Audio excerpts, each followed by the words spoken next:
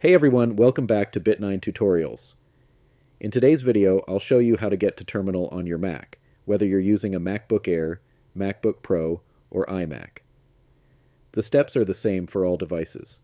First, if you don't know what Terminal is, it's a command line interface for macOS. In simple terms, it's a way to interact with your Mac using text-based commands. Now let's look at the different ways to get to Terminal.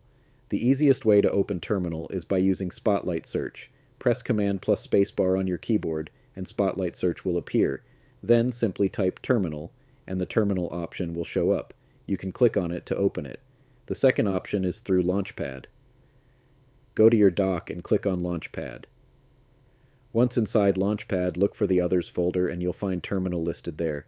Click on it to open. So those are two quick and easy ways to get to Terminal on your Mac. Whether you use Spotlight Search or Launchpad, both methods will take you there. If you found this video helpful, don't forget to like and subscribe to the channel for more great tips. I'll see you all in the next one. Thanks for watching.